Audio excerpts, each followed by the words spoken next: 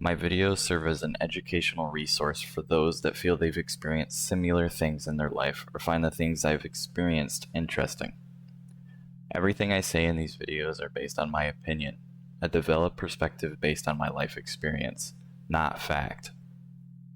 Thank you for taking the time to watch my videos. I hope they prove to be useful on your journey to self-awareness. As I've gone through life, I've had mental breakdowns caused by past traumatic experiences. When this happened, it would peel away a layer of dissociation. At these times, I believed that this peeling away was a once-in-a-lifetime experience, something that brought a final state of clairvoyance. To clarify how it feels, it's a rush of every emotion and remembrance of every unhealthy decision I've ever made. These decisions not made from a mindful standpoint, not even a standpoint that you could call your own, but from a standpoint from a completely disconnected state. I'd like to explain what it's like to come to a state of realization, becoming retrospective of things I've done or a life I've been living while dissociated. The comparison I tend to think of is the vulnerability of someone who just suffered an immensely traumatic experience. Something like a car crash. When this happens, you go into a panicked state of mind, emotionally disconnecting from the situation. This is when we tend to rely most on the people around us to help guide us to safety. You're just operating on autopilot, changing directions or making decisions based on its appeal in the moment. Although this state of mind may be okay during traumatic experiences, if it's prolonged, you lose control of your life, eventually even relying on others to decide your path. I believe this state of mind is present in anyone under stress, at least to some extent. The ongoing negative effect that this mental state had on my life slowly but exponentially got worse, and the worst part is that I didn't even notice because I'm not present. Hearing stories of people in road rage situations, someone rude at work, someone committing a crime, etc., I always think back to this mental experience, its effect on me. The reason I attach myself to these descriptions of other people's lives is because I'm someone who is fortunate enough to live in a situation where I guaranteed get enough sleep every night. Even on nights I can't sleep, I'm able to sleep in as needed. When it comes to diet, I'm able to eat healthy, organic foods, cooked at home, sometimes by myself. The days when I feel the absolute worst, when I have one of these breaks in dis-reality or disconnection, I often dreadfully think, what would I be like if I had to go to work tomorrow at 7 a.m. for 8+ hours? The conclusion of this always being that I'd 100% lose control and act like an absolute fool in front of so many people, be admitted or worse, put in jail for doing something childish.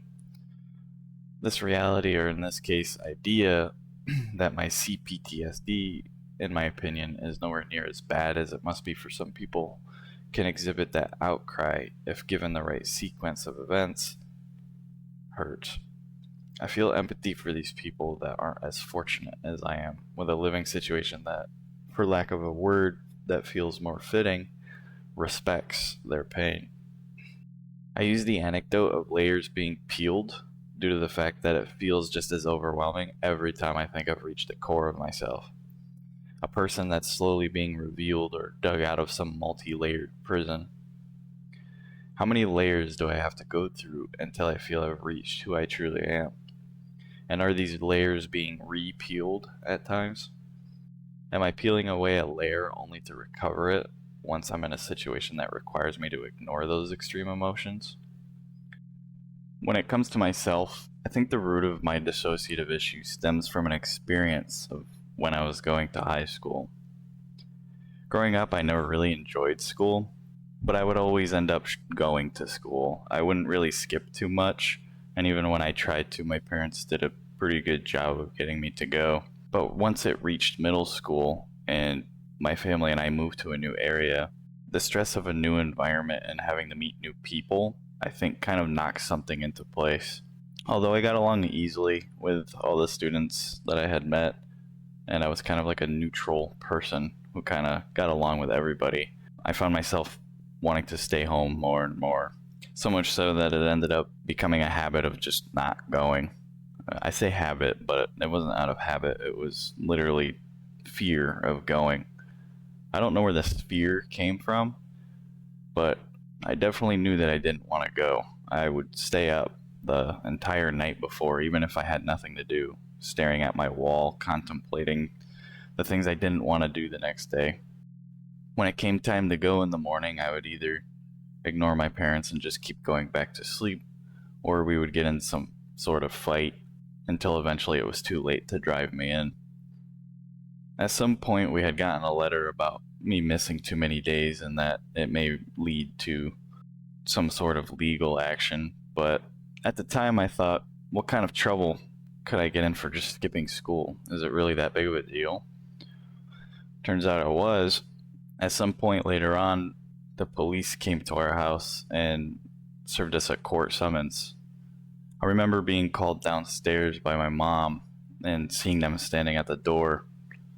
In the moment, I really needed some sort of support, or expected some sort of communicative support from my parents, but I didn't get that. Right in front of the police, I remember my mom saying to me, "This is what you wanted, right?" I just stood there silent and communicated with the officers until they left, and then went to my room with the papers. Long story short, I went to court and was put on probation for a while. I had to meet with an officer to ensure that I was going to school. The officer was luckily a good one, although I'll admit that the person I had to meet with in between the officer was not the greatest. They kind of pulled strings, and it really seemed like they were trying to get me in more trouble. It was strange. I'm not really sure how to explain that experience. Throughout this period, I remember myself getting worse and worse when it came to dissociating emotionally, but also like kind of disconnecting from social situations. Always kind of standing there, sitting there listening. I was truly listening and absorbing what the person was saying and feeling and so on. I have emotions and I feel things, but I don't necessarily express them outward or show them outward a lot of the time. At some point, I remember my mom driving me to school, and she asked the question, "Why are you acting like a zombie?" And the thing is, I didn't really know how to answer that. When you live disconnected all the time, you're not really thinking about the way you're acting or what you're doing. You're just kind of doing it as a way to just get through things, deal with something that you have to do, but in reality traumatizes you on a regular basis. That aspect of not wanting to bring up your own problems, I think, is a really big part of what creates a dissociated person. When I was faced with being summoned to court, it was extremely scary, and to have my parents say to me, "Well, this is what you wanted, right?" really kind of struck a nail into the coffin of when I'm at my lowest and I need help, that I won't get help.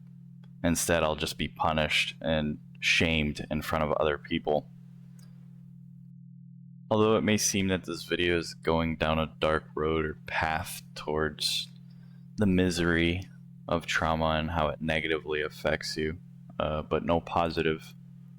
There are positive sides to trauma, as crazy as it sounds to say that, or at least ways to convert or transmute these negative experiences into positive changes in behavior or attitude towards the world around you and people. Oftentimes, I think the people that we meet in life that are really negative or very outwardly offensive, I think these people come from a root of similar types of pain, being shamed by their parents when they needed help the most. Just experiences like that, where you're being shamed while you're feeling the most fearful and the most vulnerable and need help.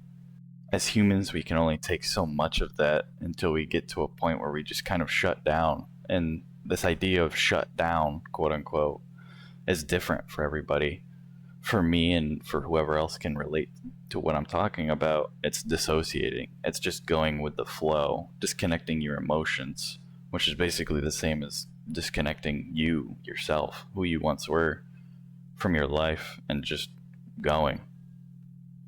Whereas for other people, that shut down is becoming bitter or doing other foolish things that, some people look down upon, but in reality, That was just their reaction. That was their quote unquote shutting down or dissociating. This is why I find it important for us to sometimes put our life on hold.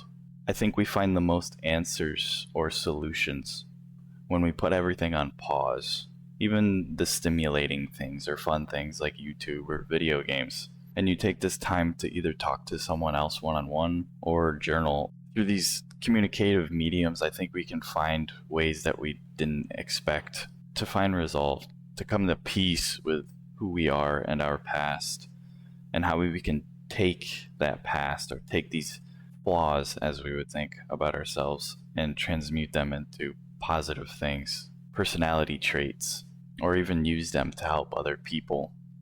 Before I end this video, I'd like to say thank you for coming.